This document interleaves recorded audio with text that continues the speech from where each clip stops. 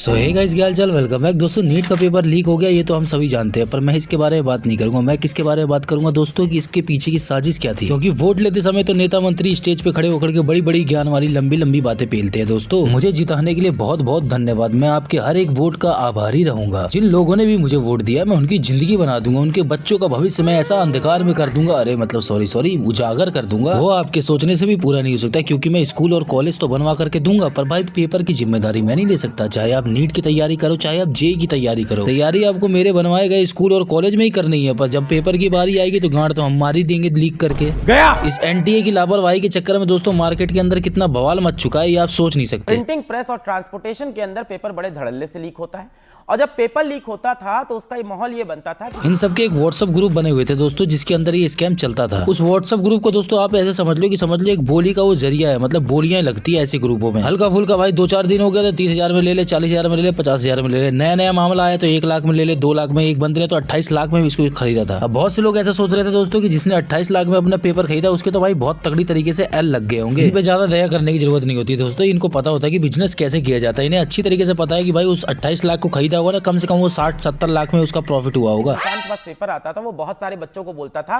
कि तुम फलानी होटल में आ जाओ, फलानी बिल्डिंग में आ जाओ, और 5 लाख रुपए दे दो, 10 लाख रुपए दे दो, फोन लेके नहीं आओगे, रात भर हमारे साथ रहोगे, अगले दिन हम तुमको एग्जाम सेंटर लेके जाएंगे। पूरा पेपर रात भर याद कराया जाता था, बैठा के सारे बच्चों को आंसर याद कराया जा रहा है। और ये सब अमीरों के बच्चे होते थे, गरीब के बच्चे की तो कोई वैल्यू है नहीं, जनता माफ नहीं करेगी। इसकी कहानी यहाँ से स्टार्ट होती है दोस्तों कि नीट का एग्जाम हुआ था 3 मई को। कितने लोगों ने दिया था? 22 लाख स्टूडेंट ने इसका एग्जाम दिया था। बच्चे पेपर दे करके रिलैक्स होकर के बाहर निकलते कि चलो भाई मस्त पेपर गया हुआ है। उतनी देर में खबर सुनने को मिलती है दोस्तों कि पेपर तो 10 दिन पहले ही काम टल चुका है इसका जयपुर में। क्योंकि सूत्रों से पता लग रहा है दोस्तों कि जयपुर के 2 भड़वे लोग थे जो महाराष्ट्र के नासिक में एक प्रिंटिंग प्रेस से पेपर लीक करवा लिया था। प्रिंटिंग प्रेस के एक इनसाइडर ने पेपर लीक करके दोस्तों जयपुर के सातिर बंदों को भेज दिया। अब जब जयपुर में इनके पास पेपर आ गया दोस्तों, तो इन्होंने क्या किया, हरियाणा और गुड़गांव में एक डॉक्टर के पास इसको भेज दिया, जो एक तरीके से समझ लो मिडिल मैन का काम कर रहा था। अब उस डॉक्टर ने क्या किया दोस्तों, उस डॉक्टर ने उस पेपर को लेकर के राजस्थान के एक शिखर में एक कंसल्टेंसी कंपनी में पहुंचा दिया। अब जब राजस्थान के शिखर में पेपर आ गया तो किसके हाथ में आ गया दोस्तों? प्राइवेट माफिया के हाथ में आ गया। मतलब वो व्हाट्सएप ग्रुप वाला जो बताया था ना अभी, उसको व्हाट्सएप ग्रुप में वो 400 मेंबर का कम से कम ग्रुप है वो। अब यहाँ से नीट पेपर की दोस्तों बोलियां लगना स्टार्ट हो गया। और कितनी शर्म वाली बात है ना, कितनी सोचने वाली बात है। बेचारे इस पेपर के लिए बच्चे कितनी मेहनत करते हैं, और यहाँ पे कुछ भड़वे दोस्तों कैसे अपने जेब भरने के लिए तैयार रहते हैं ना। और इस ग्रुप में दोस्तों बोलियां लगती थी 30,000 से लेकर के 5 लाख तक का भाई बेचा गया है। और अभी जो मैंने आपको बताया था ना कि एक बंदे ने 28 लाख रुपए में इसको खरीदा था दोस्तों, तो इसी जगह से उसने खरीदा था। सबके सब चोर हैं साले। और शिखर में ये सारी बकचोदियां स्टार्ट हुई, जिसकी वजह से ये लोग लौंडे सब लपेटे में आए। क्योंकि शिखर में जिस बंदे के पास पेपर आया था उसने क्या किया, उसने अपने दोस्त को पेपर बेच दिया था 30,000 रुपए में। और वो बंदा क्या कर रहा था दोस्तों, वो केरला में MBBS की तैयारी कर रहा था। अब उस केरला वाले बंदे ने क्या किया दोस्तों, एग्जाम से एक दिन पहले व्हाट्सएप पे अपने पापा को ये फॉरवर्ड कर दिया पेपर। और उसके पापा क्या करते थे दोस्तों, उसके पापा PG हॉस्टल में काम करते थे, और सारी लड़कियों को उस रात पेपर मिल गया था। और जिन बच्चों को भी पेपर मिला हुआ था उसमें से एक बच्चे ने क्या किया, उस लीक पेपर को अपने कोचिंग टीचर से चेक करवाया। चेक करने में पता लगा दोस्तों कि बायोलॉजी और केमिस्ट्री के तो बहुत सारे कैड़े क्वेश्चन बायचोद उसमें आए हुए थे। मतलब बायोलॉजी के दोस्तों 90 क्वेश्चन और केमिस्ट्री के थे 45 क्वेश्चन। और इसकी रिपोर्ट लिखवाने के लिए जब बंदा उद्योग नगर के पुलिस स्टेशन में गया तो पुलिस वाले ने कह दिया भाई चूतियापंती मत करे, ये सब बकचोदियां मत करे मेरे सामने, भाई जा यहाँ से। मैं गारंटी के साथ बता रहा हूँ दोस्तों, वो पुलिस वाले को भाई हराम की खाने में बड़ा मजा आता होगा। उसको जिंदगी में यही सिखाया गया होगा कि बेटा हराम की खाओ, मेहनत मत करो। फिर जब कहीं बात नहीं बन रही थी तो उसने एनटीए को मैसेज किया। एनटीए को जानते ना दोस्तों किसे कहते हैं, नेशनल टेस्टिंग एजेंसी। फिर एनटीए ने दोस्तों IB को बताया, IB ने राजस्थान के SOG को बताया। इस तरीके से दोस्तों सारा सिस्टम सेट हो गया। अच्छा ठीक है। हमने 2 साल प्रैक्टिस करी,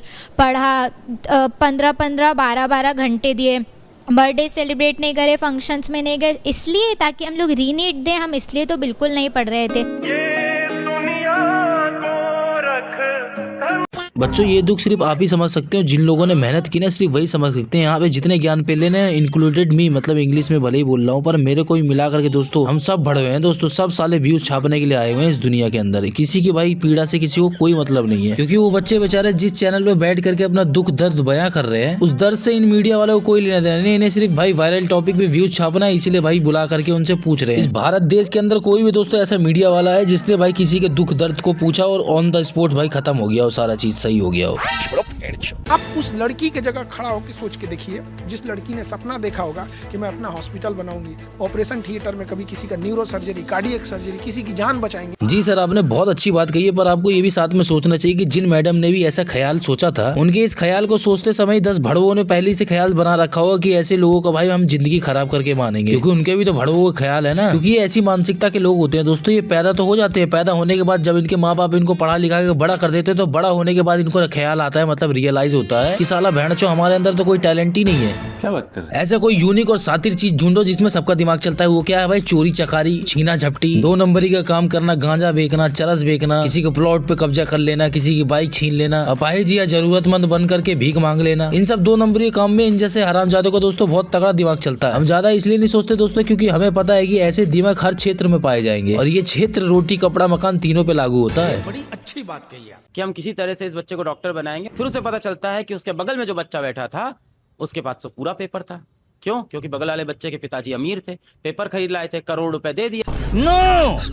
खबर सुनने में तो ये भी मिल रहा है दोस्तों कि इतने सारे पेपर होते हैं भैया, वो तो लीक नहीं होते। ये जेई नीट के कौन से ऐसे इंपॉर्टेंट क्वेश्चन आ गए हैं जो बंदे सारे देखने को तैयार है। दुनिया में दोस्तों क्या क्या कांड होते हैं इसका अंदाजा तो हम नहीं लगा सकते, क्योंकि आप तो सुबह सुबह उठ करके भजन करके 1 कप चाय पी रहे होगे, चाय पीते पीते आप तो यहाँ पे चाय पी रहे हो, और आपको ये नहीं पता चलता ना कि आपके चाय पीते के समय इतने सारे कांड हो गए होंगे दुनिया के अंदर। बात तो सही है। बाकी दोस्तों वीडियो अगर थोड़ी सी भी काम की हो तो यार शेयर वेयर कर देना, अगर जैसा आपका मन करे, जो भी करना हो कमेंट वगैरह। तो दोस्तों जाते जाते बस इतना ही कहना चाहूंगा यार, मस्त रहो, स्वस्थ रहो, अपने भाई की वीडियो देख के मुस्कुराते रहो। तो गाइस अगर वीडियो में थोड़ा सा मजा हो तो अपने भाई को सब्सक्राइब जरूर मारना। मिलते हैं नेक्स्ट वीडियो में अगली बकचोदी के साथ।